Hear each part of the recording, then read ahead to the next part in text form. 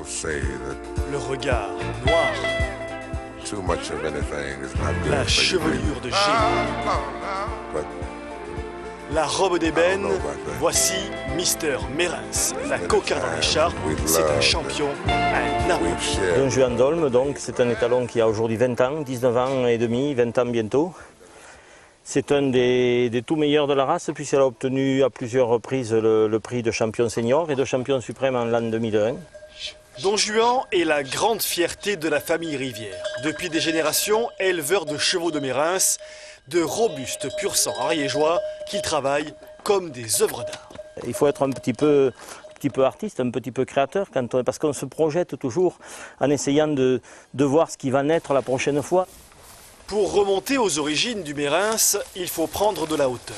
Direction les Estives, à 1900 mètres d'altitude, au pied du pic de Saint-Barthélemy. On va tout juste mettre son derrière l'abutage. Sur le plat là. Ouais. Oui. C'est là que les chevaux d'Alain Rivière passent l'été. On vient au moins 2 fois par semaine. D'abord on vient les voir pour voir si tout va bien. Mais c'est aussi un plaisir parce que, regardez, on respire. Tout là-haut, sur les monts d'Olme, les juments et leurs poulains retournent presque à l'état sauvage, en totale liberté. Quelques sonnailles, et les voilà qui reviennent en famille. Donc voilà la mémé du troupeau. Elle s'appelle Vainé d'Olme, donc elle a 24 ans. Elle est la mère, la grand-mère et même l'arrière-grand-mère de certains poulets. Allez. Ce matin, Lilian, le fils, est venu pour déplacer les chevaux vers d'autres prés.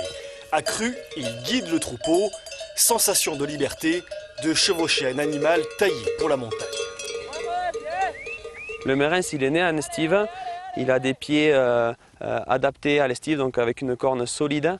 Il a aussi le pied sûr, c'est-à-dire que quand on regarde les chevaux se déplacer à travers la montagne, ils ne se trompent pas quand ils posent leurs sabots. Ils ne vont pas mettre les pieds dans les trous. L'Ariégeois aussi a le pied montagnard. C'est sans doute un peu pour ça que depuis des siècles ici, les hommes et les chevaux vivent ensemble, complices, tellement complices qu'en Ariège, on aime bien revêtir les qualités du Mérins. Il a un bon caractère, il a un bon fond, il est vaillant, il est motivé et il est agréable à vivre, voilà, comme l'Ariégeois humain.